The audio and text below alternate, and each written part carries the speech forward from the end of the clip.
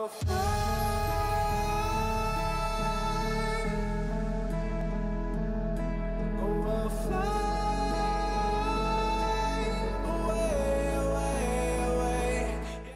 Hello, it's your boy Davidoff and welcome back to Movie Monday. So this week is about DC Animated once again, and this time it's their brand new movie which came out like last month I think, so I'm a month late but still pretty new. Superman Red Sun. So this is an Elseworld storyline, a what if storyline. Basically, what if Superman did not land in America, did not land in Kansas, instead he landed in Soviet Russia. So it's a what if storyline and he landed in Russia instead of the US. And this whole thing is quite political. It starts in 1946, so he's a kid in 1946. There's a 10-year time jump, 1956, where he's serving under Stalin. He's serving the government, by the way. And then it goes into the 60s when Kennedy's assassinated as well. So there's quite a few time jumps in there, but it centers around quite a lot of real-world events and real-world world leaders.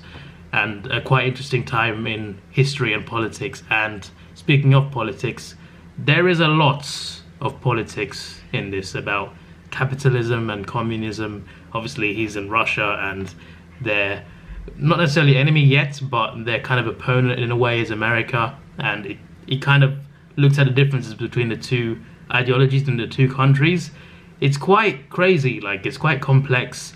A lot of politics, as I mentioned, a lot of damn politics, but it's also quite interesting. Basically, Superman has a lot of conflicts of interest in a way, not interest, but he has conflicts. Like, he serves Russia, he respects Russia, but he has some issues with Russia as well. But he also has issues with America and things that they do, while also not hating America either. So he has conflicted ideas regarding both countries, even the country he serves himself. I can't say too much more because, you know, spoilers, I don't want to go too much detail, but I like the way he does his character. It's quite interesting because he has good intentions in a way, but at times it seems like he's the bad guy.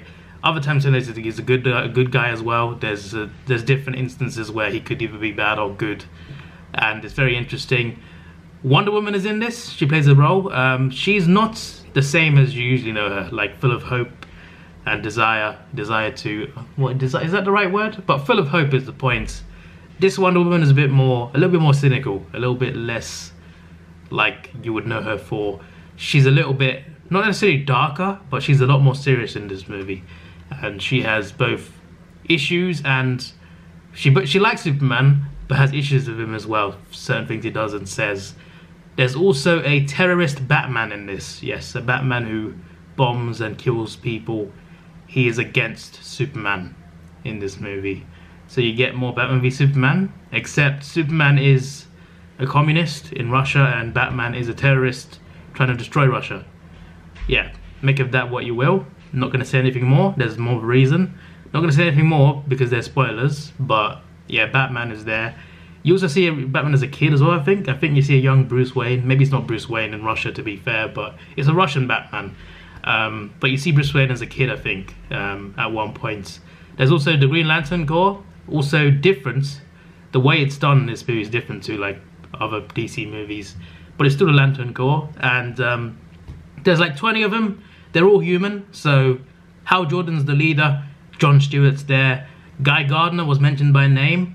There was another guy that I know by name, but I can't remember. I think he was there, but he wasn't named, I don't think. All males, though. Like, there's no females in this Green Lantern Corps, and it's all human. So, I think this one's more American. This one's, like, more American and less alien. I think it's controlled by the government in a way. Lex Luthor is in this, and at one point he becomes president, and he's married to Lois Lane. So, yeah, you got a communist Superman, a terrorist Batman. Lois Lane is married to Lex Luthor, who's president of the United States of America. So, there's a lot of crazy things. A lot of crazy things. What else have I not mentioned? Who else is in it? Brainiac. Brainiac is in this. And he's... I'm not going to say exactly what his role is, because he plays quite a big role. But Brainiac, a version of Brainiac, is in this movie. And his motives are interesting, to say the least. Who else is there? I think that's everything in terms of like who else is there aside from the heroes I mentioned already. So there's a lot of cool stuff in there, and there are a lot of alternatives to the superheroes. I don't know how Superman landing in Russia affects Bruce Wayne, to be honest. Surely he'd still be in Gotham, and surely Hal Jordan would still be the Green Lantern. I mean, he is the Green Lantern in this, but still. Like, how does Superman landing in Russia affect everyone else? It affects America, sure, but Wonder Woman still comes from Themyscira. Brainiac is still Brainiac. I don't know, but it's Elseworld, so you change one thing, you change a lot of things.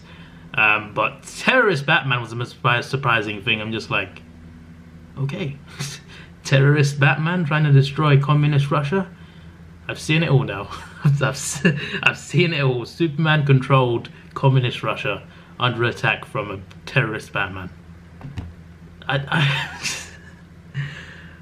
Some of these things are so bizarre, man. So bizarre. But I gotta say, I was entertained. I've always liked the animation style of DC animated movies, just in general. There's a few I don't really like, but for the most part, DC animation is really good. They make good animated movies, and they deserve more credit in my opinion.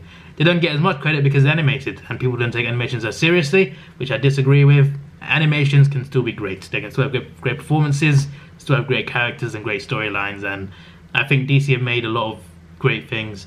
The animation style in this, I do like. I like what the characters do. The story isn't amazing. Like, I don't think this movie is a masterpiece. I don't think it's amazing, but I had a good time with it. And that's what I'd say it is. It's a good time. As Jeremy Jobs would say, no alcohol required. You know, it's a good time. I enjoyed it. Again, I don't think it's amazing. It's very political, but it is political through the story. Like, there's a lot of politics, obviously, in movies nowadays.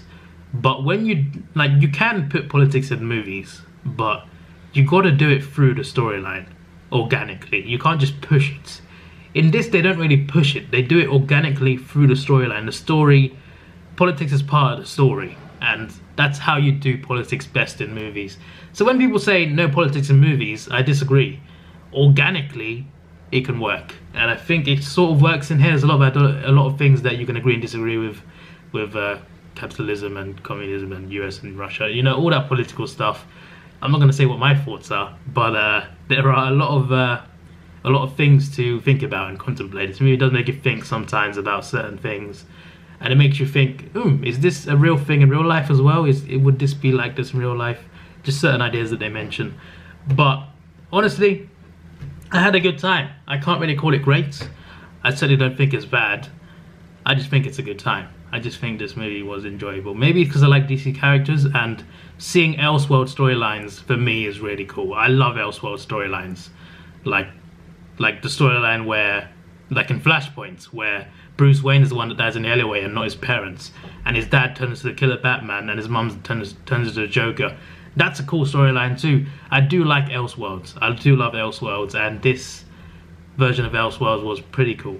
Pretty damn cool. Very bizarre at times, very extremely political, but very cool. I liked it. I like the fight scenes as well. Like, you see the Green Lantern Corps fight Superman at some point. Again, I'm not going to spoil too much, but you see Batman v Superman.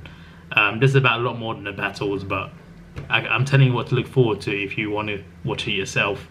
But there's some good fight scenes in this, and I certainly enjoyed what I saw. So, as a rating, 7.5. I enjoyed it. Just can't call it that great, but I enjoyed it. This is your boy Davidoff. Please like, share, subscribe. Thanks for watching. Have a good day, and see ya.